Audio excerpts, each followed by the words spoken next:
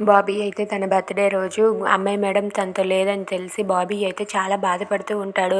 ఇక అమ్మాయి మేడం గురించి ఆలోచిస్తూ అమ్మాయి మేడం గురించే అలా బాధపడుతూ ఉంటాడు. అది చూసి అక్కడ ఉన్న అభి అయితే, "ఏంటి బాబీ ఇది? నువ్వెందుకు అంత డల్‌గా ఉన్నావు? ఎందుకు డల్‌గా ఉన్నావు చెప్పు. నువ్వు అమ్మాయి మేడంని మర్చిపోలేకపోతున్నావు కదా" అని చెప్పి అడుగుతూ ఉంటాడు. అది విని ఝాన్సీ కూడా అలా చూస్తూ ఉంటుంది.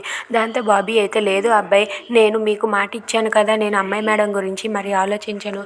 అమ్మాయి మేడంని వదిలి నేను ఉండగలను. అమ్మాయి మేడంని ఇంకెప్పుడు నేను గుర్తు తెచ్చుకోను. నేను మీకు ప్రామిస్ చేశాను కదా" అని చెప్పి అంటూ ఉంటాడు. అది వినగానే అక్కడ ఉన్న అభి అయితే చాలా సంతోషిస్తాడు. ఇక ఝాన్సీ కూడా ఆనందంతో పొంగిపోతూ ఉంటుంది. ఇక ఇంకెప్పుడు నేను అమ్మాయి మేడం గురించి ఆలోచించను, ఆ టాపిక్ కూడా తీసుకురానులే అబ్బాయి అని చెప్పి అంటాడు. దాంతో ఝాన్సీ అభి వాళ్ళిద్దరూ చాలా హ్యాపీగా ఫీల్ అవుతారు.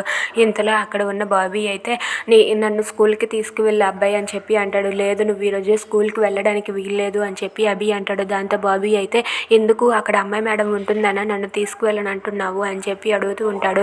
అలా ఏం కాదు బాబాయ్, నువ్వు ఈరోజు స్కూల్కి వెళ్ళకు అని చెప్పి అంటూ ఉంటాడు. దాంతో బాబీ అయితే, సరే నేను నా ఫ్రెండ్స్కి చాక్లెట్స్ అయినా పంచేసి వస్తానని చెప్పి అంటాడు. దాంతో అభి అయితే, సరే అబ్బాయి, చాక్లెట్లు పంచగానే తీసుకువచ్చేస్తానని చెప్పి అంటూ ఉంటాడు. If you like this video please like, share and subscribe. Thanks for watching.